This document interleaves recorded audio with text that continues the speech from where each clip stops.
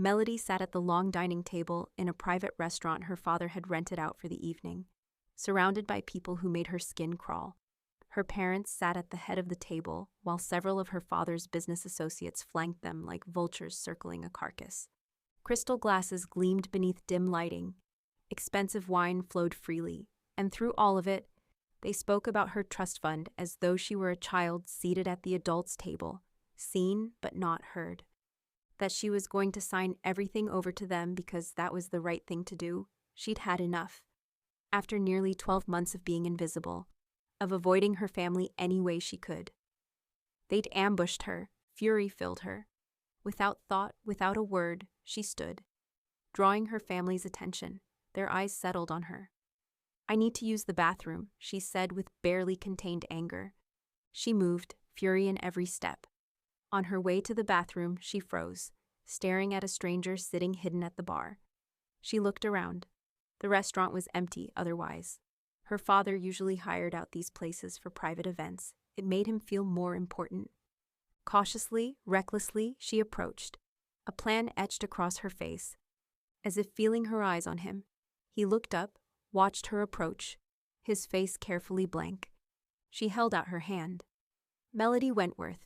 He looked down at it, but took it firmly in his own. "Cristian Alaimo." She smiled brilliantly. "Cristian, I have a favor to ask." His face didn't change. He just stared at her. His face gave away nothing.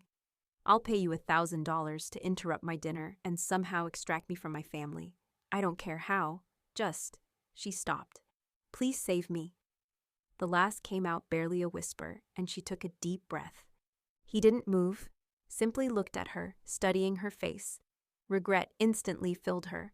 Her smile vanished, and she stepped back. "I'm sorry, I shouldn't have done that." She sighed, rubbed her head and looked back at the mezzanine. Her heart was hammering in her chest. She needed to take control and leave. It wasn't up to strangers to save her. "I'm sorry," she said again with a small smile and walked away, not giving him a chance to say anything to further her embarrassment. Gearing herself up for the inevitable confrontation, because she wasn't about to sit through the rest of the night being lectured about family obligation, where she was the only one being obligated to hand over her money. Her sister's trust had been paid out early with her father's petition to the court, and she'd blown through it. What was left wasn't worth their time, but somehow, now, she had worth because she still had her trust, and they wanted it. And for some reason, they were expecting her to just hand it over, demanding that she hand it over. "That's not happening," she said softly. Her father's hand stopped halfway to his mouth, the wine in the glass he held sloshing slightly. "Excuse me." His voice had gone as cold as his eyes. Anger killed whatever caution she should have held close. "Did you really think I would do something so foolish?" Her mother gasped. "How dare you?" Her father's eyes narrowed. He set the glass down. "Melody." One word, one icy word. Devoid of emotion, devoid of anything that identified him as her father. Then Cristian was there. He'd materialized at her side, standing over them, all of his 6'2", his hand on her shoulder. "I think it's time we leave, Mia Cara." She hid her surprise. Her smile was wide, despite herself. "I agree." "Who the sh..." Her father boomed, then stopped. "Mr. Alaimo?" Confused, he looked from his daughter to Cristian, confused. "Why are you here?"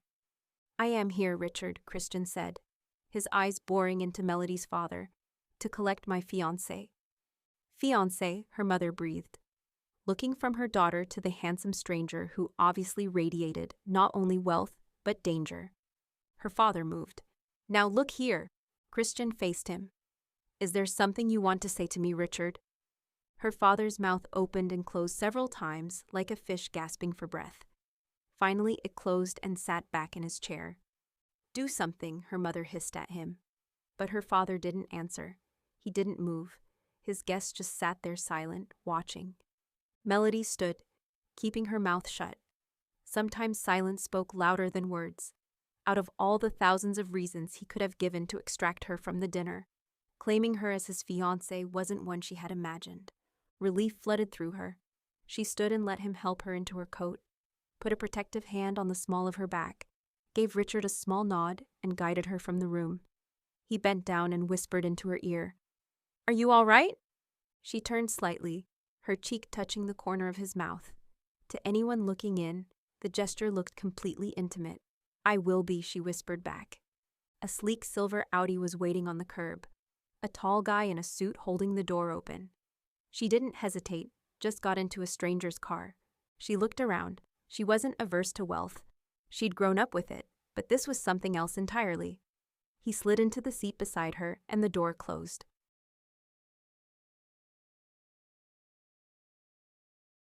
"Just so you know, I don't usually get into cars with strangers, so if you kill me, I'll be pissed." He stared at her again, those eyes assessing. Then he did something unexpected. He smiled. "Noted.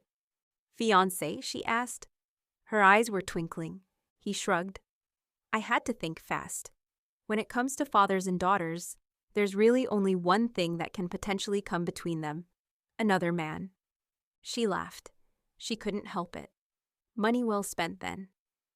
He didn't laugh or smile, but his eyes didn't leave her. "You can keep your money. It's on the house." She stilled. On the house? No one did something for nothing. Her head tilted as she looked at him. Her father had the restaurant closed for a private event, so why had he been there? "May I ask why you were at the restaurant tonight?" He studied her for a moment, gauging how much to tell her. "Your father has a prime piece of land I've been trying to secure for months. He keeps boosting negotiations and hedging contract dates." "Land," she said the word cautiously. Her father didn't own many pieces of land. "Not anymore. Waterfront property. I've been more than generous." Melody froze. "The Azon," she whispered. "The Azon," he repeated, his voice hardening. "He's been playing games I don't appreciate." Melody sat in silence. The car had been moving for some time when Cristian touched her hand. "Where can I drop you?" Her mind went blank. The nearest hotel will be fine. Unfortunately, I still technically live at home." Well, technically, she was in between places. Anything important was in storage. The few clothes and pictures she had at her parents' weren't anything special. They could stay there. Her mind was moving at 1,000,000 miles an hour. Her father had sat in that restaurant and demanded she hand over her trust, not just because he wanted it for himself, but because he'd had every intention of stealing the wealth that came with it. Her heart skipped a beat.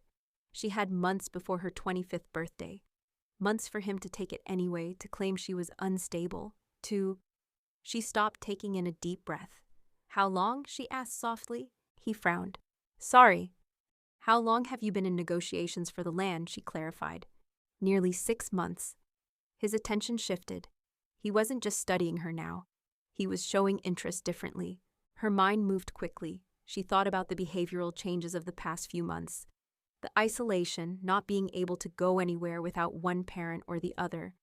They'd been getting their ducks in a row, but so had she, because somewhere deep in her mind she'd known this time was coming. Melody faced him squarely. "Are you attached? Married?" A brow rose. Surprise flickered in his eyes. No, he hadn't been expecting that question. Her eyes gleamed. The same gleam she'd had before asking him to save her in the restaurant with a $1,000 offer. "I can literally see your brain turning over," he said, finally. A glint of amusement in his eyes. "I have a proposition," she said at last. "Of course you do." Like he hadn't expected anything less. "Hear me out, and I won't be offended if you say no. But I already know you're going to say yes." Her smile was slow, sweet, but hesitant. "Do you? And how do you know that?" Her smile was knowing, like she held a secret close to her heart, and he was about to learn it all. "Because I have something you want." He blinked. Then his eyes started to move down her body, starting at the bare collarbone, moving to the V of her bodice and lower. Her face heated. "Not that," she whispered, smacking his arm. "Get your mind out of the gutter." "Are you sure?" He gave her a slow, sexy smile. And in that smile, she found heat and promise and everything she'd been missing from her life. And she chose in that moment to ignore it. She didn't know him. He was a stranger she was about to proposition. A stranger her father had feared. Instead, she snorted. "So this deal?" he asked. bringing her attention back to the hasty plan she'd formulated in seconds. Impulsive and completely reckless. A marriage, a mutually beneficial arrangement, say for 2 years. Protection from my father, faithfulness on both parts, freedom, that's all I require. He was quiet for some time. And what do I get from this mutually beneficial arrangement? She took a deep breath. Well, I'll be a great wife, faithful. And if you require a true wife, I will be that also, as I am a firm believer in complete monogamy in a marriage. So I will leave that decision up to you, and in return for your sacrifice, I will give you the Azon. He froze. The Azon? She gave a small nod. A wedding gift for the 2-year term, free and clear. His eyes narrowed. That property is worth millions. Melody shook her head. It's worth my freedom and protection. It's nothing more to me than that, but everything to you. Done, he said. No hesitation. I will have my lawyer draw up the papers. Do you have your own lawyer, or is it a family lawyer? My father controls everything. In the past 12 months, he's taken away all of my independence. He gave a nod, understanding exactly what she wasn't saying. Deeks, take us to the penthouse, he instructed the driver, then pulled out his phone and dialed. Peter, meet me at the penthouse in an hour, bring another lawyer, one who has the best chance of winning against you in court. With that, he hung up. You'll stay with me at the penthouse. We're going to spend the evening hashing out legalities. We stick together, Melody, no matter what. But there is something I need you to understand. Her head tilted. You will be my wife, mine. Do you know what that means? She was silent. She wasn't stupid. This man, whom her father feared, obviously operated at a level she would never understand. A man to be feared. A man who had in that one word, mine, possessiveness, protectiveness, would decimate anyone who would dare to harm her, touch her, was claiming her. And he wanted to make sure she understood what that would mean for her. Yes, you agreed to protect me, but what happens if I need protection from you? He stiffened, his eyes blazed. Understand this. He reached out to touch a strand of her hair. Never will I intentionally harm you, ever. If at the end of the 2 years you still wish to leave, I will let you. But this will come with conditions. You will be a part of my life, my world. This is something you can never fully walk away from, as much as I will keep it separate from you. But I will let you go. She studied him for a second. Then that's all I need to know. He relaxed, then shifted. His attention returned to one simple fact. You own the Azon? She sat back against the comfortable leather. I do. My grandfather was ridiculously wealthy, but he left most of his money to charities. He made provisions for some family members. My father, of course, to keep a roof over our heads. My siblings. My sister Gabriella and my brother Jamie. Brother, I never knew Richard had a son. She sighed. It held a weight, years of being tired, of holding up the world. Jamie lives in Europe. He and my father have been non-communicative for nearly a decade. I was 15 when he left. He came to see me the night he left, gave me an envelope, told me to hide it and open it when I turned 18. She didn't tell him what was in it, and he didn't ask. Instead, the car pulled up outside of a high-rise, and he led her into the building, into the elevator, and up to the penthouse.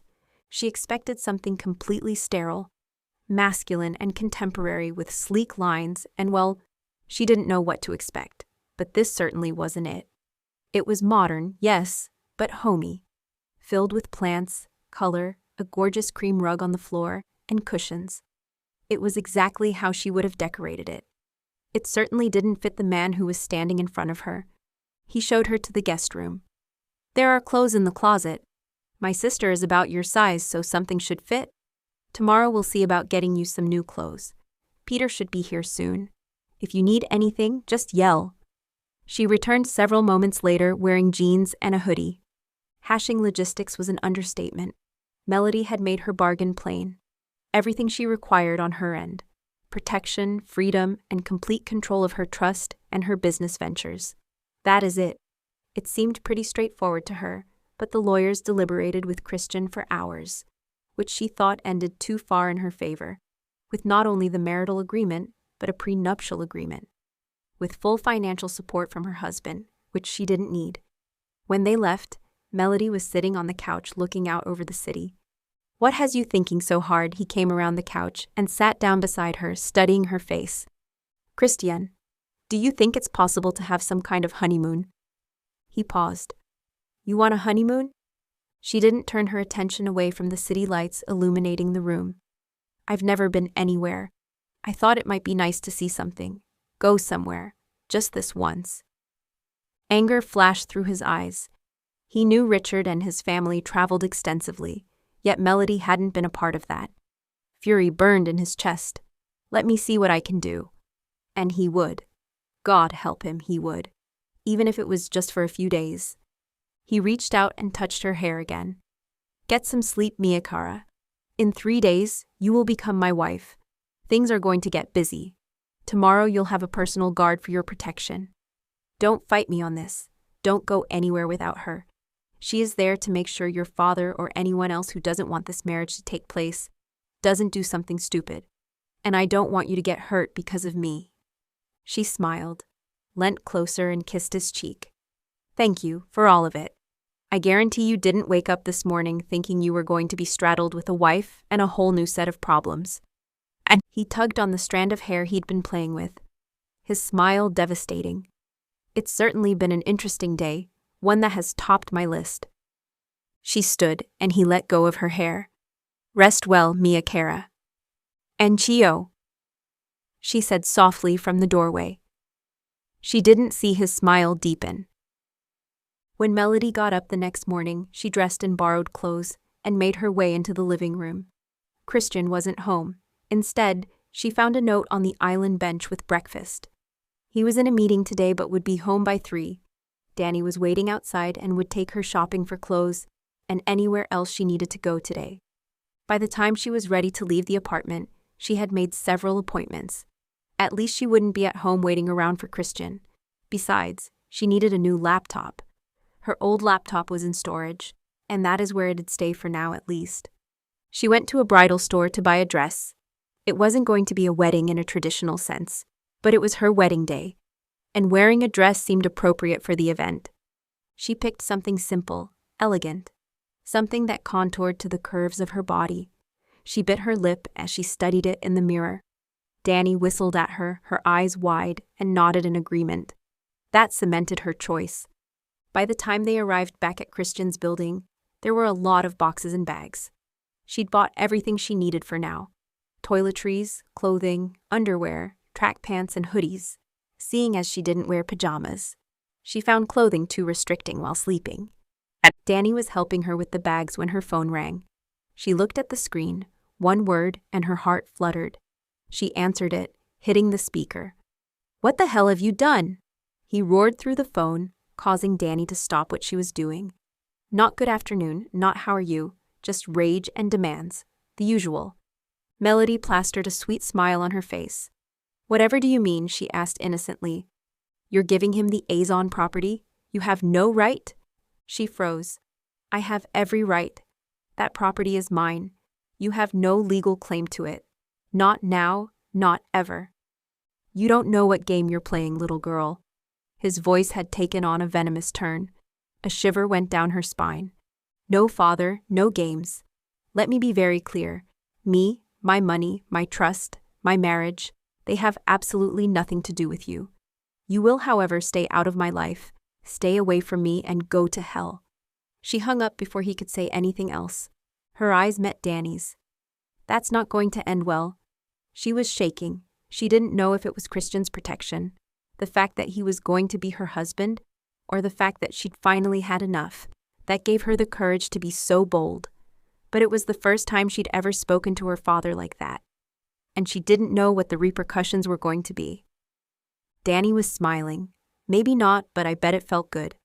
It did. It felt freeing. Cristian arrived home an hour later, and Melody was still putting the bags and boxes on the floor in the room. He didn't say anything at first until he realized she wasn't putting them away. "Is there something wrong with the closet?" Melody paused. "No, I just, well, crap." She took a breath. "Okay, I didn't know if we were going to live here when we were married." His lips twitched. What was it about her that continuously made him want to smile? She was refreshing in a way he'd never seen before. He looked around the penthouse. It had been a place he'd lived. His sister had come to stay, but it had never really been a home. "I have several other properties if you'd prefer something more homey." She thought about that. "I think I'd prefer to buy something that's ours." He gave a nod. "Okay, when we get back from our trip, we'll look at properties. It has to be here. I can't move cities. My business is here." Melody turned to him. "Trip?" Christian's smile was wide at her unveiled excitement. Her eyes were twinkling. "Honeymoon," he corrected. Her smile was brilliant. "And where are you taking me?" "It's a surprise." She wrinkled her nose. "I'm not a fan of surprises. The last surprise I received was a dinner to force me to hand over my trust." She was standing in front of him. Instinctively, he drew her in and wrapped his arms around her, giving her a light squeeze. "Danny told me your father called today." She stiffened. "He did. He's furious. He won't stop. Something he wanted has been taken away from him. It doesn't help that his daughter dared to defy him either. He didn't let her go. Money and greed do terrible things to terrible people." She rested her head on his shoulder. "I was 15 when Jamie left. Gabriella was 18. Father tried to take his trust even back then. Gabriella, however, my father went to court and released her trust early. She burned through it before he could do anything with it. And whatever holdings she has are barely enough to keep up her lifestyle. So now he wants mine. After tomorrow, you'll be mine. He'll never be able to touch you." "You don't know that," she said softly. He didn't get angry at her. He didn't push her away. He did reach up and brush a finger along her cheek. "I do. No one, not your father, not my enemies, no one will dare to touch what is mine. If they do, they will learn their mistake swiftly and precisely." Peter and Arthur arrived later that evening to go over the paperwork. Peter made one more attempt to tell Christian that he was being far too generous in their marriage agreement and prenuptial agreement. Christian didn't smile, but his eyes met Melody's. "Melody has given me the one thing that will financially expand my business. I'm not being nearly as generous as she deserves." Peter gave up after that. Arthur pulled her aside after the papers were signed and witnessed. "Your father has contacted his lawyers. He's making inquiries about putting a hold on the release of your trust. He's being careful. After the debacle of your brother's case and the early release of your sister's, he can't afford to be reckless.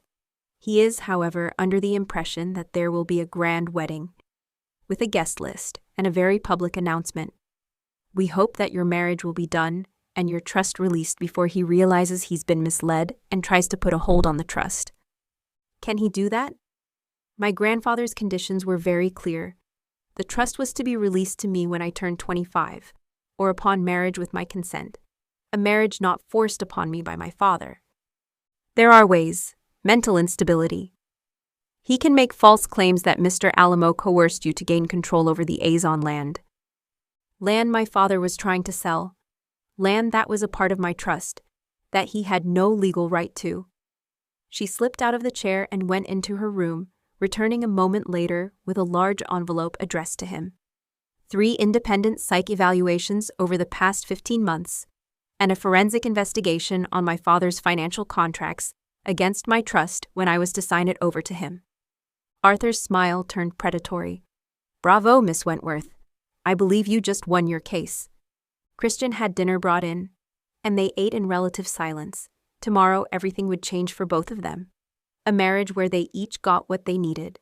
But beyond that, what did that mean? They would be together for 2 years. Would there be intimacy between them? Friendship? Would everything they have end when their contract ended? At 11 the next morning, she became Mrs. Cristian Alaimo. The dress had been a great choice. Christian's eyes had heated as they raked over her body. By 2, they were on a private jet on their way to God knows where for their honeymoon. "I hate surprises," she muttered. However, she wasn't angry or annoyed. It's hard to be excited about where you're going when you don't know where you're going. Christian just smiled at her, pinching the bridge of his nose. She worked to fill in the time. She knew she shouldn't. It was her wedding day after all. Cristian caught her looking up at the ceiling of the jet in thought. What has you thinking so hard? She blinked, grabbed the laptop, spun the screen to show him the design of the sleek white activewear sports bra. I don't know what to call it. He stared at the design, the sleek lines. You designed this? I have my own activewear line. It's been very lucrative. An income my family weren't aware of, because I needed my own money to escape. It's my line, my brand, and in 4 months, I'm releasing a new line. This is a complimentary item when you spend over a certain amount, a tester piece for another line, but I'm struggling for a name. He stared at it a little more. I'm not great with fashion. I deal more in real estate, construction. But what about the Azon? The deal that brought us together? Her smile was slow. Brilliant, and he loved to see it. It's perfect, she said. A plan was formed. Not just a tester line, but a whole new collection. The Azon. It's perfect. She needed to see the place. Images. Anything to get a feel of what colors she'd been using in this collection. She was going to create a whole world around this collection. As it turned out, they were going to Italy, Florence to be exact. Melody's artistic heart sang. She was so excited she could barely contain herself. It was the best present he could ever have given her, and she cried, kissed him, and cried some more. Days of pure joy. Food, wine, little cafes off the touristy track. She loved every single minute of it. Santa Maria Novella, Museo di San Marco, the Braccacci Chapel, and Cristian had arranged an artist workshop for her in Oltrarno. When it was over, she didn't want to leave. She'd soaked in every second. He'd done this for her, given her Italy. She spoke Italian, sure, not fluently. However, she'd been able to communicate easily after she stumbled through the differences between tutored Italian and local Italian. Speaking with Cristian in private also helped. In fact, she hadn't even realized she hadn't switched back to English behind closed doors. Things had changed between them on this trip. He touched her more often, regularly finding that curl of hair that always seemed to fall loose and twirling it in his fingers, even while reading or going over paperwork. More and more, she found herself in his arms, comfortable there now, his touch making her heart race. Sitting across from him now, it was like she was in a dream. All she could do was look at him, study him. He'd been perfect, showing her Italy, not the tourist way, the local way. The history and beauty in a way she would never have seen it had she traveled here on her own. What? He asked, realizing she was staring. Thank you, for Italy. I'll never forget what you gave me. He smiled. Pleased that he had made the experience unforgettable, he gave her a small nod. He was about to say so when his phone rang. Frowning, he removed it from his pocket and looked down. Peter. Sorry, Mia Cara, I need to take this. Yes? Sorry to disturb you on your honeymoon, Cristian. The Azon has been transferred. Wentworth isn't aware of the nuptials yet, but there has been movement by his lawyers. The information won't be hidden for long. How long? If I had to guess, a week tops. Cristian squeezed the bridge of his nose. Arthur? All prepared. The man's a machine. There was admiration in Peter's voice. It had been over a week since Italy. Melody had several pictures of house listings lying on the island when Cristian came home from work. He looked tired. He removed his coat and jacket and sat on the couch. Melody frowned. Are you okay? Fine. Tired. He pinched the bridge of his nose. She'd become familiar with the action, usually meant he'd had a hard day or was trying not to laugh. Seeing as he hadn't said but 2 words and sat, she was going with the latter. Without thought, she came around the island to stand in front of him. Don't freak out, she said, climbing into his lap. His eyes widened. He looked at her. Carefully, she sat in his lap, straddling him. Reaching up with hands on either side of his head, she ran her fingers through his hair, spreading out her fingers and massaging the bottom of his skull. He groaned, his eyes closing, and let her rub the pressure from his head. After some time, he reached up and took her wrists in his hands, kissing them. Where did you learn that? Her smile was soft. My friend Angela suffered from migraines. She had a therapist who used to massage her back and head. Amazing what you learn when you watch closely enough. His chuckle was soft, sexy. His hands let go of her wrists and moved to cup her hips, keeping exactly where she was. He bent forward and kissed her, his lips drawing her in, tentative at first. As soon as she breathed in the kiss, deepened it, he drew her to him. She sank lower into his lap, feeling him, drawing a groan from his lips. Ragged, full of want. He pulled back and looked at her. "Melody," he said softly, "I'm your wife. I'm yours if you want me." His forehead touched hers. "Yes or no, Mia Cara?" Her lips found his again. "Yes," she whispered. "Yes." She expected urgency, expected him to take what had been simmering between them for weeks and burn through it in one reckless moment. He didn't. He moved like a man with all the time in the world. Like this wasn't something to be rushed. His hand slid beneath the hem of her sweater slowly, fingertips grazing warm skin as he peeled the fabric over her head. His gaze followed every inch revealed, dark and reverent, as though committing her to memory. His mouth found hers again, her lips first, then her jaw, then the sensitive spot beneath her ear that made her breath catch. A shiver ran through her. Each kiss deliberate, unhurried. He touched her like she was something precious, his hands roaming over her waist, her ribs, the curve of her back, before settling on her hips and pulling her closer until there was no space left between them. She tangled her fingers in his hair, half desperate for more, half undone by the fact that he seemed determined to make her feel every second of this. Every kiss drew her deeper. Every touch left her wanting. She let out a surprised laugh that quickly dissolved into a breathless sound as she wrapped her legs around his waist, clinging to him while he carried her toward the bedroom. His eyes met hers as he crossed the threshold, heated, intent, and filled with a promise that made her pulse race. Clothes quickly became discarded, somewhere between the urgency of hurried kisses and trembling hands. Fabric no longer mattered. When all either of them wanted was closeness, skin against skin, nothing left between them. He guided her down to the bed, bracing himself above her before settling between her thighs. Their foreheads brushed as they paused for breath, both of them reveling at how right it felt. Then they came together, slow at first, learning the rhythm of each other, discovering what made the other shudder, gasp, and cling tighter. His lips traced across her throat and collarbone, while her hands explored the hard planes of his back and shoulders, holding on as though she never wanted to let go. He moved like he was memorizing her, drawing soft sounds from her that only seemed to drive him deeper. She met every motion with one of her own, their bodies finding a rhythm that felt instinctive. The tension coiled tighter and tighter until she could barely think, her nails dragging down his back before grasping his backside and pulling him deeper into her body. She trembled as they paused. Sensation crashed over her.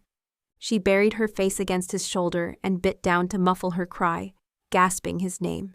He growled, sliding a hand under her backside, lifting her to meet him, and let go, joining her as pleasure swept through them. He held her through it, breathless and shaken, pressing kisses to her temple as they both tried to recover from the intensity of what just happened between them. He rolled to the side, not letting her move, keeping her close. They lay together for some time. The room was quiet except for their breathing. Moonlight spilt through the partially opened curtains, casting soft silver light across the room. She rested against him, her hands tracing lazy patterns over his skin, while his hand moved slowly up and down her backside in soothing strokes. His touch is gentle now after the intensity they shared moments before. It should have felt awkward, this quiet moment between them. A moment neither of them could undo, even if they wanted to. Instead, it felt natural, like she was exactly where she was supposed to be. A soft laugh escaped her. "What?" he murmured. His voice was rough with sleep and satisfaction. She tilted her head up to look at him. "I've been trying to figure out how to jump your bones since you took me to Italy." A brow lifted. Amusement flickered in his eyes. "Is that right?" She nodded, completely unashamed. "Absolutely. You flew me across the world and somehow made the trip feel like something out of a movie." His fingers continued their slow path along her spine. "That sounds dangerously close to a compliment." "It gets worse," she teased. "Then you arranged for me to have a private painting lesson in Oltrarno." He let out a quiet laugh. "That was your breaking point." She pushed herself up onto her elbow, looking down at him in mock disbelief. Do you know how unfair that was? Florence was already ridiculously romantic. And then you casually arranged for me to spend the afternoon learning from an actual artist in this tiny hidden studio, while you were there looking annoyingly attractive. His grin widened. Annoyingly attractive? The worst kind. She narrowed her eyes dramatically. I was trying very hard to maintain professionalism, and you made it impossible. He laughed properly then. The sound was warm and unguarded as he pulled her closer again. All this time I thought I was being subtle. She snorted. There was nothing subtle about Italy. His hand stilled briefly against her back. His expression softened. For what it's worth, I've been trying not to ruin my self-control since the moment you offered me $1,000 to save you from that disastrous dinner. Her teasing smile faded into something softer. Really? He nodded. You have no idea how many times I've wanted to do this. Her heart skipped a beat at the confession. Well, it's a good thing we both finally gave up pretending. She pressed a kiss to the top of her head. Best decision I've made in a long time, he murmured. He moved slightly, pulling the blanket draped over the end of the bed over their naked bodies, and settled next to her, holding her against him, and slowly, after some time, they drifted into sleep. Melody was growing increasingly irritated with being shadowed, like she was incapable of breathing without supervision. Danny stayed close enough to be useful, but far enough not to suffocate her, trailing behind as she moved through yet another luxury property, listing Christian's team had arranged. 4 months she'd spent inspecting each property deemed to be appropriate, but she found it lacking. Their whirlwind marriage had become very public very quickly after returning from Italy, and finding a permanent home had turned into an exhausting process. Cristian wanted security, privacy, and something that felt like theirs.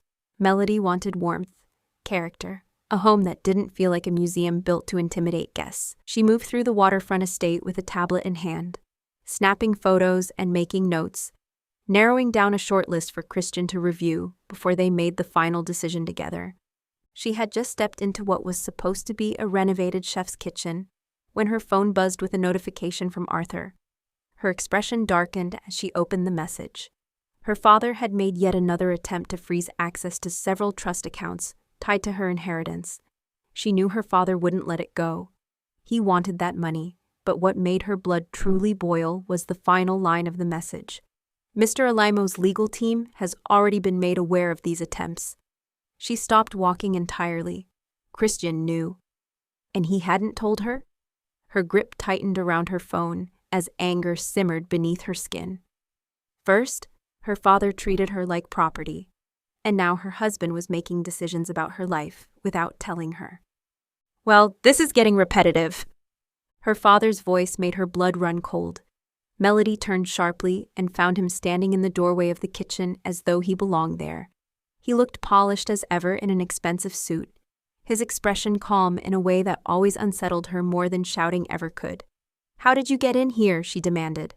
Her eyes darted toward the front of the house, where Danny should have been. Her father smiled faintly. Your husband's security really should vet people better. That realtor was remarkably easy to buy. Realization slammed into her chest. Melody subtly reached into her handbag and pressed the panic button attached to her emergency device. No sound, no visible signal. Just a silent alert sent directly to Danny. You think marrying that criminal protects you? Her father sneered. Stepping closer. You embarrassed this family. You defied me publicly. And now you think you can walk away with what belongs to me. It was never yours, Melody snapped. And neither am I. His expression twisted. The slap came so fast she barely registered it before pain exploded across her face. And she stumbled sideways into the kitchen island. The metallic taste of blood filled her mouth. For one stunned second, she stared at him as years of fear warred with fury. Then her gaze landed on a heavy cast-iron frying pan sitting on the stovetop. Without hesitation, she grabbed it with both hands and swung with every ounce of rage she had been carrying for years. The pan connected with the side of his head with a sickening crack, sending him crashing to the marble floor unconscious. Melody staggered backwards, breathing hard, staring at what she had done. At the front of the property, Danny had just felt her phone vibrate with Melody's panic alert. when the realtor beside her smiled too widely. She barely had time to react before sharp pain exploded at the back of her skull. The world tilted violently as she dropped to one knee, vision blurring. Through fading consciousness, she heard shouting from inside the house and the distant sound of Melody screaming her name before everything went still, gripping the cast-iron frying pan like a weapon. Her father lay unconscious behind her in the kitchen, blood pooling against polished marble, but she couldn't think about that now. Her only focus was on Danny. She burst through the back doors, panic clawing up her throat when she spotted Danny sprawled across the manicured lawn. The sight stopped her cold for half a second.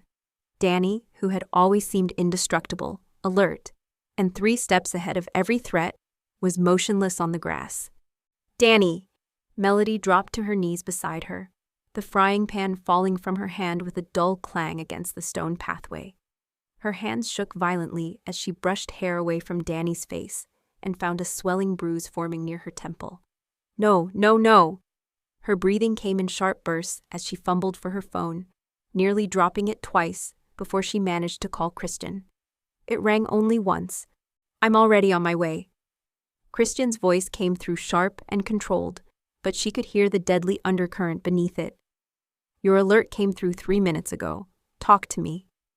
Her voice cracked as she tried to explain between panicked breaths. "My father, he was here. The realtor was fake.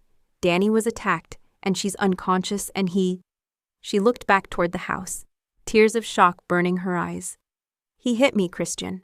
Silence met that confession for one terrifying beat. Then his voice turned ice cold. "He hit you." Melody pressed trembling fingers to her stinging cheek. "I hit him back." Her voice was small and disbelieving. "With a frying pan." Another silence. Then she heard the roar of an engine through the phone and men shouting in the background. Cristian was moving, fast. "Stay with Danny. My medical team is 2 minutes behind me. Do not go back inside that house." His breathing had grown heavier, controlled only through sheer force. "And Melody?" "Yes," she whispered. The fury in his voice sent a chill down her spine. "If your father is still breathing when I get there, that will be the last mercy he receives from me." Cristian's convoy tore through the gates of the property, the screech of black SUVs pulling to a violent stop. Doors flew open. Armed men spilt out first. Then Cristian emerged. He looked like death dressed in tailored black. His eyes found Melody instantly, and whatever terrifying orders he had been barking into his phone died the second he saw her face. The bruise was blooming across her cheek, the small cut on her lip. For one suspended moment, he stared at her like he was trying to process the fact that she was sitting there injured. Then pure rage transformed his expression into something lethal. "Where is he?" Cristian demanded, voice low enough to make every man around him go still. Melody rose before she answered. "He's gone." Her voice shook with adrenaline and fury. "After I knocked him unconscious, apparently the man pretending to be the realtor dragged him out before your security locked the property down." She folded her arms tightly across her chest. Convenient timing. Cristian crossed the distance between them in seconds, reaching for her face with hands that contrasted sharply with the violence radiating from him. His touch was painfully gentle as he tilted her chin toward the light, examining every bruise as if it personally offended him. His jaw flexed so hard she thought he might crack a tooth. "He touched you. It wasn't a question, it was a death sentence. He did more than touch me." Her eyes burned. "He's been trying to freeze my assets for months, trying to steal what's mine." Cristian's expression shifted, just enough for her to catch it. Guilt. Her entire body went still. "You knew, didn't you?" He said nothing, which was answer enough. The devastation of what she had survived crashed into something sharper, hotter, betrayal. Melody stepped back from his touch so abruptly that his hand fell to his side. "You knew," she repeated, louder this time, "while I was out looking at homes with you, while we were pretending to build this perfect life, while I was sleeping beside you every night. You knew what he was doing and said nothing." "Melody!" "No." She laughed bitterly, tears spilling despite her anger. "Do not stand there acting like the protective husband now. You do not get to look outraged on my behalf when you've been lying to me by omission for months." Cristian looked genuinely shaken for the first time since arriving. "I was trying to handle it before it reached you." "It already reached me," she shouted, pointing toward the house behind her. "He hit me, Cristian. He got close enough to hit me because everyone around me decided I was too fragile to be told the truth." Her chest heaved with every breath. "My father assaulted me. You infantilized me. Tell me which betrayal I'm supposed to process first." The words hit him like physical blows. His face drained of color beneath the fury. Around them, every man wisely retreated further away. Cristian stepped closer carefully, as though approaching something wounded and dangerous. "I was wrong," the admission sounded torn from him. "I thought if I buried him legally, financially, if I handled it quietly, you could have peace for a little longer." His voice cracked with restrained rage. "I never imagined he'd be insane enough to come near you himself." Melody stared at him, breathing hard. "That's the problem. You keep deciding what battles I'm allowed to fight." Cristian had no defense for that. He looked at the woman he loved, standing bruised and furious in front of him, and realized surviving her father's attack might have been the easier battle. Because if he lost her trust tonight, there would be no empire vast enough to fix it. Cristian stood in front of her in the quiet aftermath of chaos, his fury slowly giving way to something far heavier. Around them, sirens faded into the distance as his men swept the property and medics continued tending to Danny. But Melody could hear none of it over the pounding of her own heartbeat. She stared at him through tears and anger, waiting for another half-truth. Another carefully curated version of reality designed to protect her. Instead, Cristian looked at her like a man preparing to detonate a bomb. "Your father isn't trying to freeze your assets because he wants control," he said quietly. "He's doing it because he's desperate." Melody's brows furrowed. "Desperate for what?" Cristian exhaled slowly, dragging a hand through his hair. "Your father is drowning in debt. Not ordinary debt. Millions owed to private lenders, offshore creditors, and people far less patient than banks." His jaw tightened. 15 years ago, he began stealing from his investors to cover losses from a series of catastrophic business deals. He moved money between accounts, falsified returns, and manipulated statements. For a while, he made it look legitimate. His expression darkened. Then the losses got bigger. Melody stared at him blankly. "That's impossible. My father, our family has always been incredibly wealthy." "It isn't." Cristian's voice remained painfully calm. "When your brother turned 25 and his trust became legally protected from parental interference, your father tried to access it through forged authorization documents." Her face drained of color. "What?" "Your brother caught discrepancies before the transfer could be completed, and your father quietly buried it to avoid public scandal." Cristian's gaze held hers. Memories began clicking into place with horrifying precision. Her brother was leaving for Europe, handing her the envelope before kissing her goodbye. Family dinners that abruptly stopped. Her father's sudden involvement in managing family accounts. Questions she'd asked as a teenager that no one ever answered. "He told everyone my brother was reckless," she whispered. Cristian gave a grim nod. "It was easier to paint him as unstable than admit your father tried to rob his own son." Tears welled in her eyes, but she blinked them back. "Then why come after me now?" Cristian's eyes hardened with disgust. "Because you were his favorite investment." The words hit harder than the slap had. "You were younger. Property in your name in areas that were once just good areas are now prime and worth millions more than they were. Interest accumulated on those properties, rental income, and investments. Your trust was worth exponentially more than your siblings. He just needed you to give it to him willingly. He was banking on it." Melody's breathing became uneven. "Oh my God," she whispered. Cristian stepped closer but stopped when she flinched. The pain that crossed his face was immediate. "He planned to take everything because he thought you would just hand it over," Cristian admitted.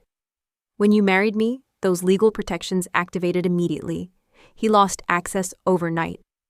And that's why he came after me." Her voice cracked under the weight of understanding. Cristian nodded once. "You were never his daughter in this equation, Melody." His voice was full of quiet rage. "You were his final bailout." The tears she had been holding back finally spilled over, not because of the money, not because of the betrayal, but because some small broken part of her had spent her entire life believing she had been a part of a family. That at one time at least, she had a mother who loved her and a father who may have in his own way. And tonight, that illusion had died. Without a word, without thought, Melody turned on her heel and walked away from him. She didn't stop until she reached one of the cars. She didn't wait for a guard or driver. She simply opened the door and got in. The moment she was alone, she buried her head in her hands and cried. Her heart was breaking in the silence. Cristian stood motionless as the car door closed between them.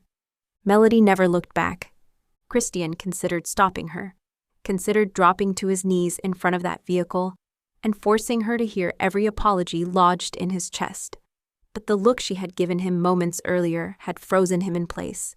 Going to her now would make everything worse. Cristian turned toward the house like a man marching toward his own punishment. The property was eerily quiet now, his men clearing rooms. He walked straight into the kitchen where Melody had defended herself. The moment he crossed the threshold, his entire body went rigid. Blood stained the pristine marble floor in dark streaks. A cast-iron frying pan sat discarded near the island. One of the chairs had been overturned during the struggle. He could almost see it unfolding, Melody terrified. Her father's hand striking her hard enough to split her lip, and then her reaching for the nearest weapon to survive. His hand curled into a fist so tightly his knuckles cracked. She had needed to save herself because he had failed to eliminate the threat before it reached her. He had promised her safety, protection, the moment she married him, promised no one would ever touch her. And today her father had walked straight through layers of security, struck his wife, and escaped. Cristian stared at the blood on the floor and felt physically sick. If she had been even 1 second slower, if that frying pan hadn't been there, if her father had brought a weapon, his thoughts spiraled into images so violent he had to brace himself against the counter. And then there was the look on Melody's face, not fear, not even shock. She had looked shattered. He had watched the exact moment she realized he had been keeping secrets from her. Watched trust fracture in real time. The worst part was that she had been right. He had hidden things from her. He told himself it was to protect her from learning just how deeply her father had exploited her, to let her live in peace a little longer, to preserve her happiness while he dismantled Richard quietly. But all he had really done was make her feel powerless all over again. And now the woman who had somehow forced herself into the coldest parts of his heart might never look at him the same way again. Cristian slowly crouched and picked up the frying pan, staring at the blood still streaked across the iron surface. His expression turned deathly calm. Richard had made 2 fatal mistakes today. He had put his hands on Melody, and he had survived long enough to run. Cristian rose to his full height, his voice terrifyingly controlled when he addressed the men waiting behind him. Find him. Every head lifted. I want every port watched. Every private airfield is monitored. Every account is frozen. Burn through every contact we have until someone gives me his location. His eyes remained fixed on the blood-stained floor. Richard signed his death warrant the moment he touched my wife. Melody didn't know what to do with herself once the adrenaline wore off. The moment she arrived at the hospital to check on Danny, the shock she had been suppressing began clawing its way to the surface. Danny was conscious, groggy, furious, and sporting a concussion that would require monitoring, but alive. Melody sat beside her hospital bed for over an hour, while Danny repeatedly apologized for being distracted long enough for someone to get close. Melody had reassured her through trembling hands that none of this was her fault, but every time she replayed the day in her mind, the fake realtor, her father's voice, the slap, the sound of the frying pan connecting, her stomach twisted violently. By the time she left the hospital, she barely made it to the car before she was physically sick in the gutter beside the curb. The driver quietly handed her bottled water and tissues during the ride home while she stared blankly out the window. She felt scraped hollow. Her face still throbbed where her father had struck her. Her body ached from tension, but the deeper pain sat in her chest. She was furious with Cristian, furious that he had hidden the truth from her for months, while she lived in blissful ignorance, furious that he had made choices about her life without trusting her enough to handle reality. And somehow, despite the anger clawing through her, she still loved him so much it made her want to scream. That felt like its own betrayal. The house felt cavernous when she returned. Too quiet, too polished, too empty. She showered until the hot water ran cold, scrubbing at skin that still felt contaminated by her father's touch. She changed into one of Cristian's oversized t-shirts without thinking, only realizing what she had done when his scent wrapped around her and nearly brought her to her knees. She climbed into bed and stared at the clock as midnight passed. Then 1, then 2. She told herself she was only awake because she was angry, that she wanted answers, that she planned to tell him exactly how deeply he had hurt her the moment he walked through that door. But exhaustion eventually claimed her. Sometime after 3 in the morning, she drifted into an uneasy sleep with the bedside lamp still on. When sunlight warmed her face hours later, she woke disoriented and reached instinctively toward his side of the bed. Cold sheets met her fingertips, untouched. Her eyes snapped open. The room was empty. No discarded suit jacket. No sound of him in the shower. No sign that he had come home at all. Her breathing turned shallow as panic rose with sickening speed. She sat upright too quickly, nausea crashing into her. He hadn't come home. After everything, after her father, after their fight, after promising he would protect her, he hadn't come home. 1,000 terrible thoughts flooded her mind at once. Had he been hurt, arrested, killed while hunting her father, or worse? Had he decided she wasn't worth fighting for anymore? Melody stumbled from the bed and barely made it to the bathroom before she was violently sick again, shaking so hard she collapsed onto the cold tile floor afterwards, with tears streaming down her face. The thought that he might have left her hurt far more than she was prepared to admit, and she let the shadows claim her as she passed out. Kiara had never been particularly good at respecting boundaries, especially where her brother was concerned. She stormed through the front doors of Cristian's home, despite the security team attempting to stop her, brushing past them with a glare sharp enough to make armed men step aside. She had spent the last month hearing whispers she didn't like, rumors about her brother getting married, and his father-in-law's financial collapse, rumors about Melody being targeted, rumors that Cristian had been moving assets, calling lawyers, and quietly making people disappear from boardrooms. Then last week she had called him demanding answers, and he had dismissed her with a clipped, "Don't worry about." Kiara hated being dismissed almost as much as she hated being lied to, and now her brother had gone completely silent. That alone was enough to make her suspicious. "Cristian," she shouted as she moved through the house room by room in heels that clicked like warning shots against polished floors. "If you are alive enough to ignore my calls, you are alive enough to explain yourself." Silence greeted her. Her irritation slowly shifted into unease. The house felt wrong, too quiet, too still. She moved through the penthouse, toward the master suite, and pushed open the ensuite bathroom door, then froze. Melody was collapsed on the bathroom floor, unconscious beside the bathtub. "Oh my God," Kiara dropped to her knees instantly, pulse racing as she checked for breathing. Relief nearly buckled her when she felt steady breaths against her fingers. Melody's skin was clammy, her face ghostly pale, dark circles bruising the skin beneath her eyes. There was dried blood at the corner of her lip and faint bruising along her cheek that made Kiara's expression turn murderous. She grabbed a washcloth, dampened it with cool water, and carefully pressed it to Melody's forehead until her lashes fluttered. "Easy," Kiara murmured as Melody slowly regained consciousness. "You are not allowed to die on the bathroom floor before I've had the chance to interrogate you properly." Once Melody had managed weak sips of water and stopped shaking, Kiara called Cristian. She didn't bother greeting him. "Why am I finding your wife unconscious on your bathroom floor?" she snapped the second he answered. Silence met her before she heard the screech of tires and his curse. "Stay with her," he barked, before hanging up. Less than 30 minutes later, Cristian tore through the front door looking genuinely terrified, only to stop short in the kitchen. Kiara stood at the stove, while Melody sat in one of his t-shirts at the island, slowly eating pasta Kiara had forced on her despite her weak protests. Melody looked heartbreakingly fragile, eyes rimmed red, skin pale, bruises still visible. Cristian looked like he'd been dragged through hell. But before he could move toward his wife, Kiara stepped directly into his path. "Not one word," she hissed. Her voice was a harsh whisper. "Whatever game you've been playing ends now." Her eyes flashed with fury. "That woman passed out from stress in your home on cold tiles, while you were nowhere to be found." Cristian opened his mouth, but Kiara cut him off with a raised hand. "Tread carefully, brother.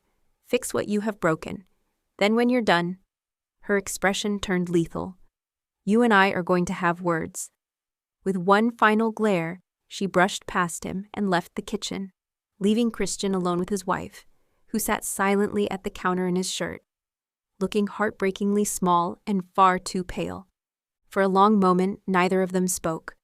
The only sound in the kitchen was the soft clink of Melody's fork against the bowl Kiara had placed in front of her. She hadn't touched the pasta in several minutes. Cristian remained standing near the entrance, afraid that moving too quickly would send her retreating again. She looked painfully fragile sitting there in his oversized shirt, her bruised cheek faintly visible beneath the kitchen light, her eyes swollen from crying, her skin far too pale. She kept staring at the bowl in front of her until her voice finally broke the silence. "You didn't come home." 3 simple words. And somehow, they cut deeper than any accusation she had thrown at him earlier. Cristian closed his eyes briefly, shame crashing into him with brutal force. "I know." His voice was rough. He reached into his pocket and pulled out his phone with shaking hands. "I wrote you a message. I told you where I was. I was trying to find him. That I would come back to you."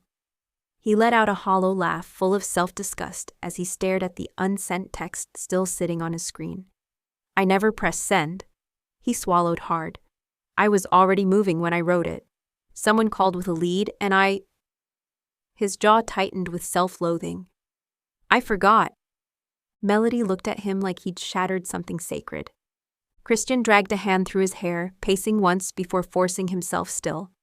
"By the time Kiara called me and demanded to know why my wife was unconscious on our bathroom floor, I checked my phone and realized the message was still sitting there, unsent." His voice cracked. "I was so consumed with finding Richard that I neglected the person I was supposed to be protecting most." His eyes met hers, raw and unguarded. "This is not who I am, Melody, and it is not the man I want to be for you." He took one careful step forward before stopping himself. "I know I've failed you repeatedly in the last 24 hours. I know apologies sound meaningless right now. But I'm not leaving this house tonight until I fix this. Until I fix us, if you'll let me try." She stared at him for several long seconds, tears silently slipping down her face. Then she slowly pushed back her chair and stood. Cristian remained completely still as she crossed the kitchen. She stopped inches from him, close enough that he could feel the tremble in her breathing. For one suspended second, he thought she might kiss him. Instead, her fist slammed into his chest. "Don't ever do that again," she sobbed. Another hit landed, then another. "Do you hear me?" Her fist kept striking his chest through tears and shaking breaths. "I thought you left me." Each blow was weak from exhaustion, but he stood there and took every single one without flinching. Because he deserved far worse. "I woke up and you weren't there," she cried, hitting him again. "After everything that happened, I thought you decided I was too much. I thought..." Her voice broke entirely. "I thought you abandoned me." His restraint shattered. Cristian caught her wrist gently before she could hit him again and pulled her against him. Melody fought him for all of 2 seconds before collapsing into his chest. Sobbing violently, he wrapped his arms around her like a man clinging to air after nearly drowning. "I'm so sorry," he whispered against her hair over and over again. "I'm here. I'm here. I'm not leaving you. Not now. Not ever." And as she cried against him and he held her tighter, Cristian silently vowed that no matter what it cost him, his empire, his pride, his life, he would never make her feel abandoned again. He would never let her go. By the time Melody finally drifted into an exhausted sleep, curled against his side with her breathing soft and even, Cristian felt like he had survived a war only to walk into another battlefield, waiting outside his bedroom door. He carefully untangled himself from her without waking her. adjusting the blankets around her shoulders before pressing a lingering kiss to her forehead. She looked younger when she slept, softer, vulnerable in a way that made his chest tighten with guilt all over again.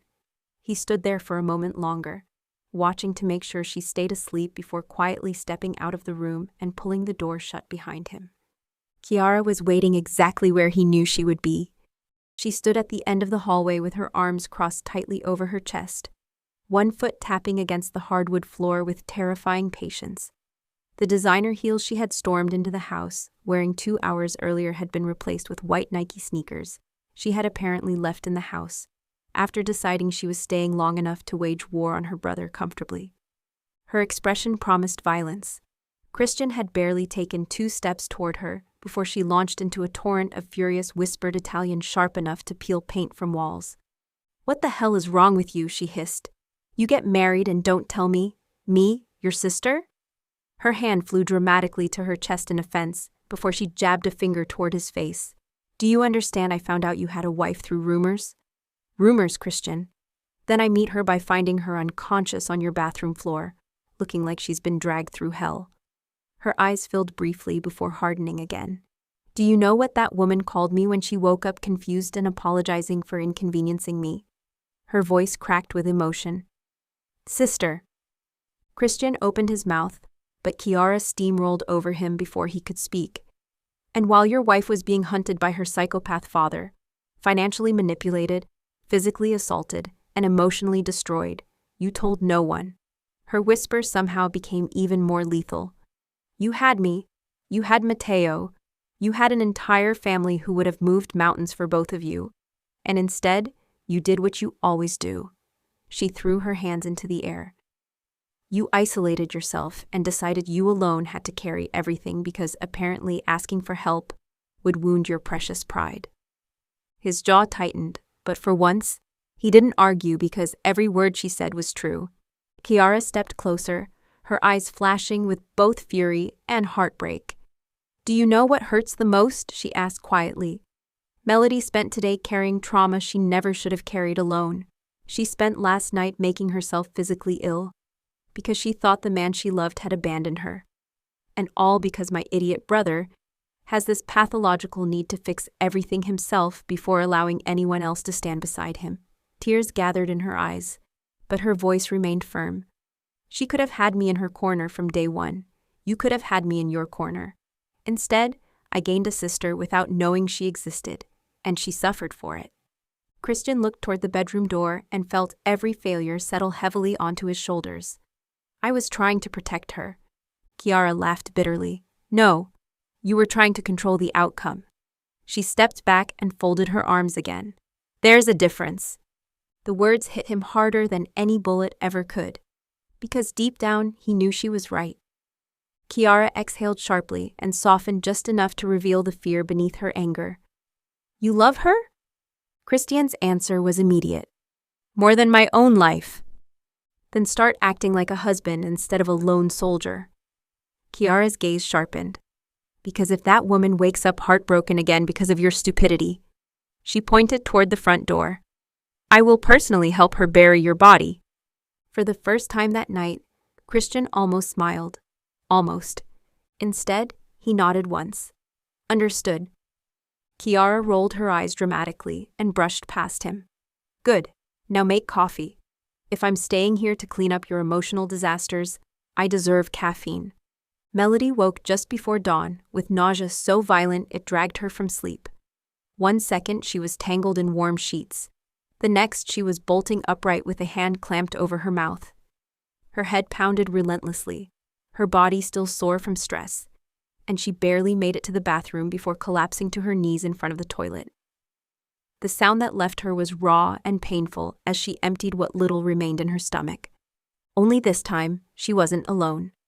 Cristian was there seconds later, dropping to the floor behind her without hesitation. He gathered her hair away from her face and held it back while she continued to heave, his free hand rubbing slow circles over her back. Even after there was nothing left, her body kept trying.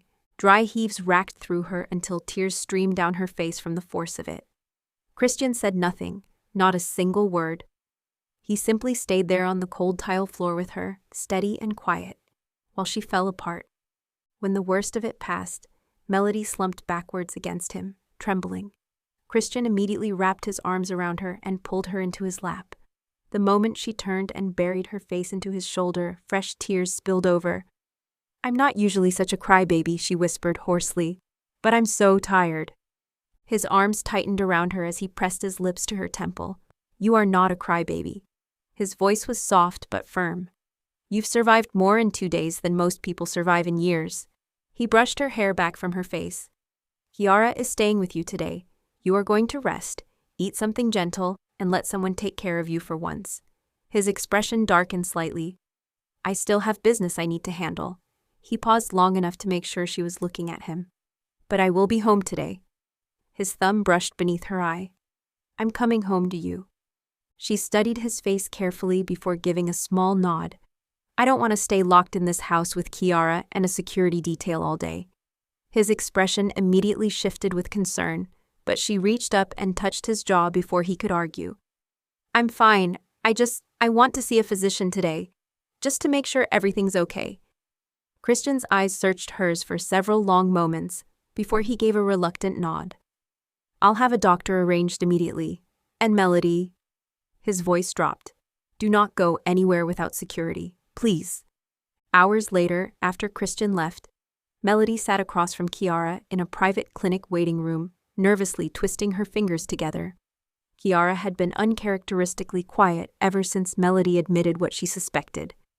"You think you're pregnant," Kiara whispered. Melody nodded weakly. "The nausea, the exhaustion. I'm late." Her eyes widened. "And if I'm right, I spent yesterday assaulting my father with a frying pan while potentially pregnant, which feels like a deeply concerning start to motherhood." Kiara barked out a startled laugh. "Your child will simply know their mother is resourceful." An hour later, the doctor returned with a soft smile that made Melody's breath catch. "Congratulations," she said gently. "You're pregnant." Melody stared at her in complete shock before tears instantly flooded her eyes. This time, they weren't born from grief. Kiara let out a scream loud enough to alarm the receptionist before throwing her arms around Melody. They laughed and cried with Kiara, vowing to be the coolest Zia Kiara ever. By the time they left the clinic, they were both sworn to secrecy. Instead of going straight home, Kiara dragged Melody through a high-end children's boutique, where they spent nearly an hour debating what gift would best surprise Cristian. They finally settled on a tiny pair of baby shoes, wrapped in tissue paper and a small handwritten card. Melody tucked into the box. "I guess we're both learning how to share now. Love, your wife." And our little surprise. For the first time in days, Melody smiled without forcing it, and she couldn't wait to see Cristian's face. Cristian looked like a man being slowly hollowed out from the inside by the time he walked through the front door that evening. His tie was gone. The top buttons of his shirt were undone.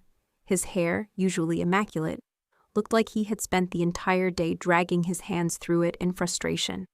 There were shadows beneath his eyes that hadn't been there a week ago, and his expression carried the weight of too many dead ends. He had spent the day hunting Richard, tracing shell companies, freezing accounts, interrogating associates, and dismantling whatever remained of her father's crumbling empire. And still, Richard remained missing. Alive or dead, Cristian didn't know which possibility angered him more. Kiara looked up from where she sat beside Melody on the couch and instantly read the exhaustion on her brother's face. Her gaze flicked to Melody before softening with quiet encouragement. Without a word, she rose to her feet. "I suddenly remembered I have absolutely nothing to contribute to this conversation," she announced dramatically. She squeezed Melody's shoulder as she passed and murmured, "Be nice to him. He looks one inconvenience away from becoming a criminal statistic." Then she disappeared into her room, leaving them alone. Cristian barely made it to the couch before his entire body sagged with exhaustion. He leaned forward, elbows on his knees, staring blankly at the floor like he was carrying the weight of several collapsing worlds. Melody didn't hesitate. She crossed the room, she carefully pushed him back, and climbed into his lap, straddling him the same way she had the first time she'd chosen him fully. His hands instinctively settled around her waist as she gently pushed his shoulders back against the couch. Her fingers slid into his hair, slowly massaging his scalp. while his eyes fluttered shut at the contact. For the first time all day, some of the tension visibly left his body. "No luck?" she asked softly. Cristian opened his eyes and shook his head once. "Not enough." His voice was rough with exhaustion. "I have a lead, but it's weak. One of the families he stole from may have decided to solve their problem permanently before I got to him." His jaw tightened. "But until I see a body, or your father makes another attempt to contact you, I have nothing concrete."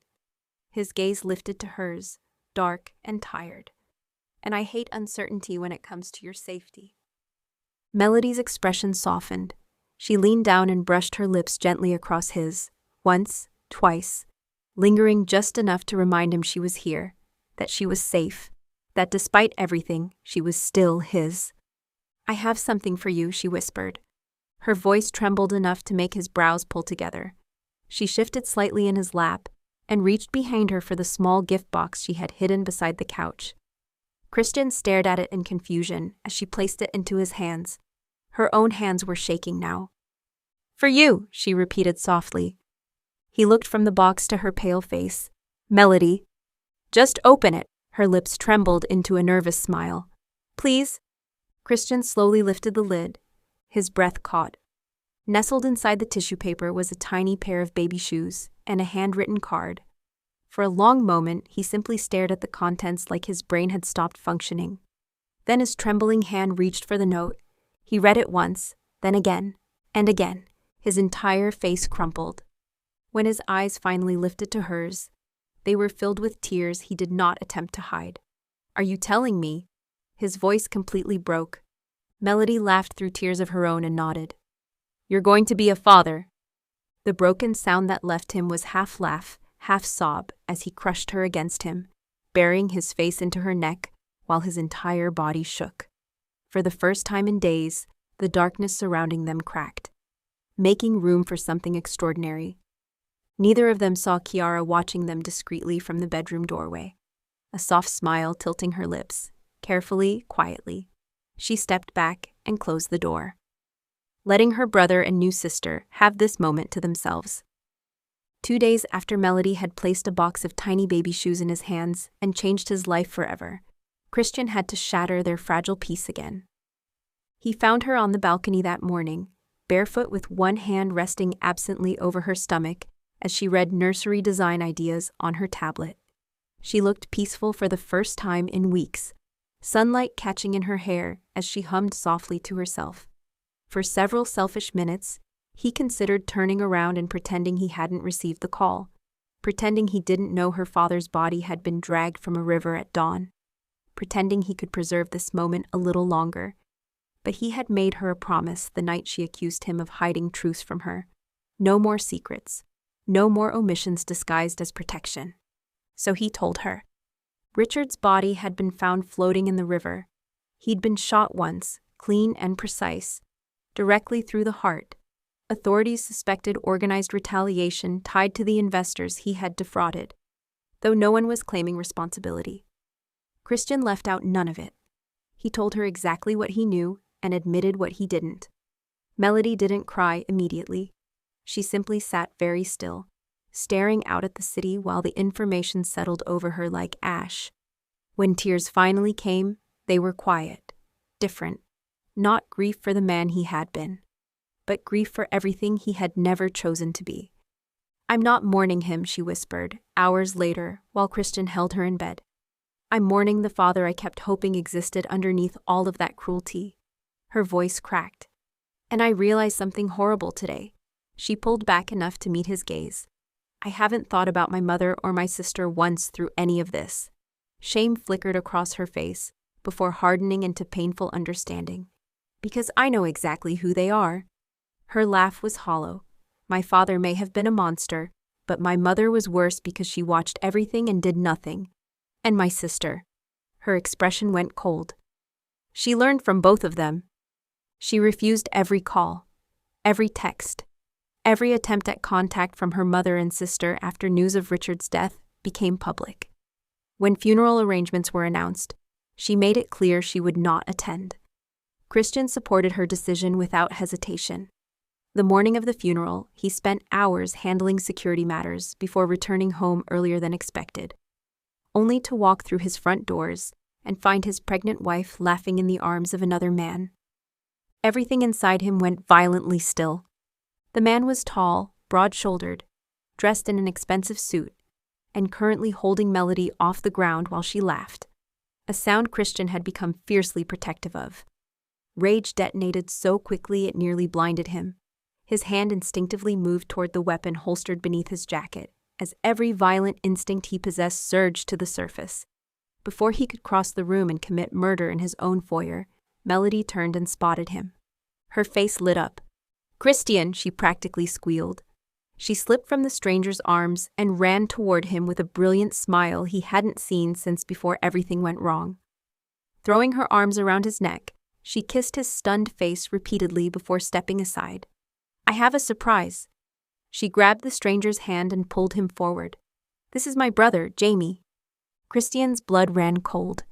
He knew that face, knew it from boardrooms, intelligence reports, and whispered conversations between men who built empires in shadows. Jamie wasn't just Melody's estranged brother. He was the head of a rival business empire operating out of Austria, one that had quietly competed with Cristian's interests for years. And Melody was looking between them, completely unaware that the two most dangerous men in her life had just recognized each other. The silence that followed felt alive, sharp, dangerous.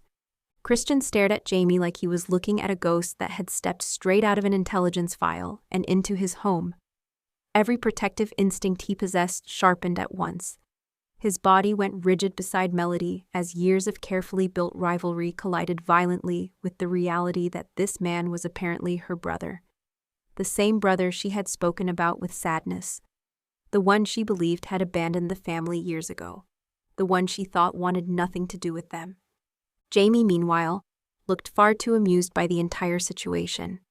A slow smile spread across his face as he adjusted the cuffs of his expensive suit, completely unfazed by the murderous tension pouring off Cristian.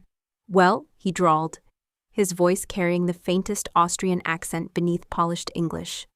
"This is awkward." His gaze flicked between them before landing back on Cristian with open amusement.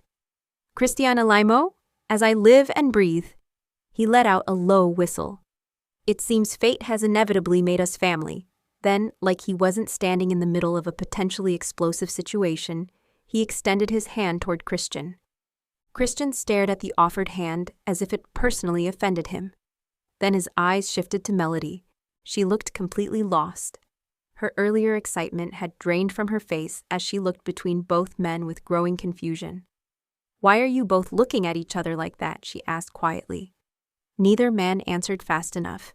Before the silence could become even more unbearable, the front door opened again.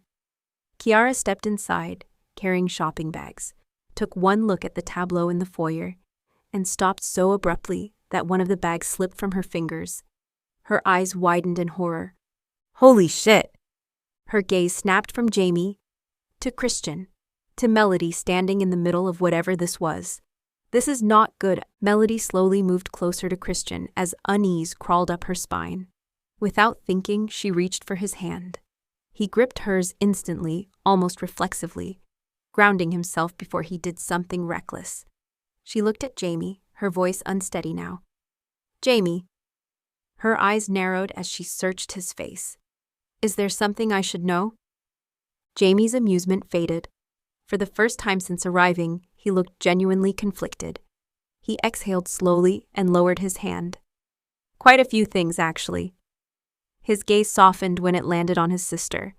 "And I have a feeling you're not going to enjoy any of them." Jamie's expression lost every trace of humor as he looked at his sister. For the first time since arriving, he seemed less like the polished businessman standing in her foyer, and more like the older brother who had spent years carrying secrets alone. He ran a hand through his dark hair and exhaled slowly. "When I was 24, I found out our father was trying to steal my trust."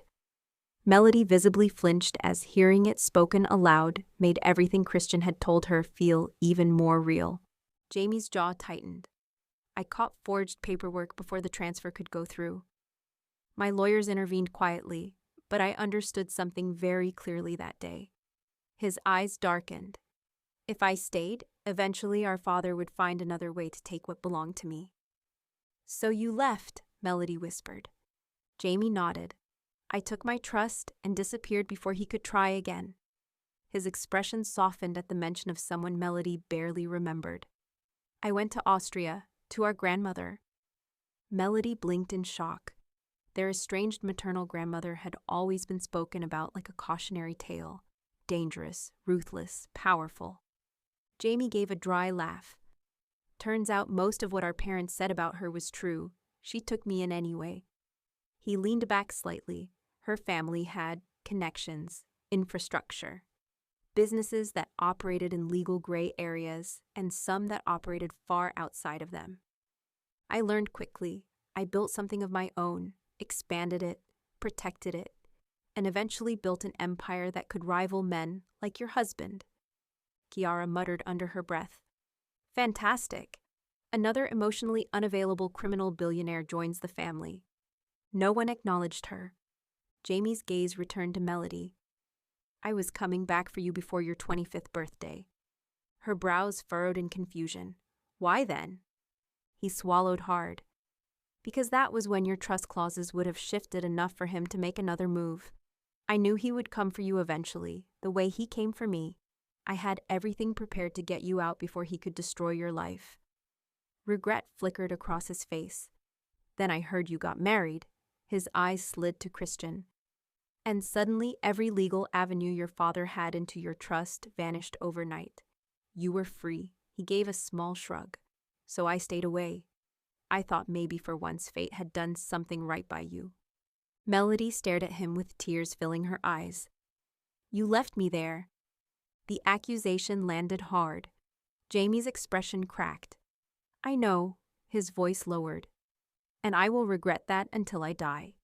He stepped toward her but stopped when Cristian subtly shifted closer to her side. Jamie's jaw flexed, but he continued. Then our father ended up floating in a river with a bullet through his heart. And I discovered the man you married was Cristian Alaimo. His gaze sharpened on Cristian. That combination demanded my attention. I needed to know if your husband married you to get to me, or if he was responsible for our father's death. Cristian's eyes turned glacial. And your conclusion? Jamie's lips twitched humorlessly. That while I've done unspeakable things to horrible people to build what I have, I recognize genuine obsession when I see it. He glanced toward Melody. You love her, irrationally, which means killing you would upset my sister. Kiara sighed dramatically. How romantic. Jamie ignored her. Our rivalry has cost both of us enough resources over the years, and if our father's death proves anything, bigger threats are moving against both of our empires. His gaze locked with Cristian's. So it seems we have two choices. Continue trying to destroy each other. He extended his hand once more. Or form an alliance and make sure no one ever threatens our family again. Melody blinked. Did he just call us family? Kiara patted her shoulder. Welcome to organized chaos, darling. On that day, the day her brother came home, the day her father was buried, her husband and her brother formed a powerful alliance that would not only protect their family, their business interests, but would also make enemies that had sat in the shadows in the past slither into the light and form new threats. But she wouldn't worry about that now. Now she was happy. Now she had her family. Melody stood barefoot on the balcony of their beachside home, staring out at the endless stretch of ocean glittering beneath the late afternoon sun. The salty breeze lifted strands of her hair as one hand rested protectively over her very pregnant stomach. Now so round she couldn't see her own feet even if she tried. Their home was exactly what she had always wanted. A warm, beautiful two-story coastal mansion with open windows, soft, neutral interiors, and enough character to feel lived in. It was also, thanks to Cristian and Jamie's collective paranoia, protected like a government compound. What was once a dream home had somehow become a fortress, complete with electrified gates, round-the-clock security patrols, cameras on every corner, reinforced panic rooms, and guards who looked like they could snap necks before breakfast. Melody had given up protesting months ago. Danny was back to her usual self, if not a little more fastidious in her duties. Not that she minded. She found a friendship with the guard after they'd nearly died that fateful day. Her peace was interrupted by Christian's voice drifting up from the garden below.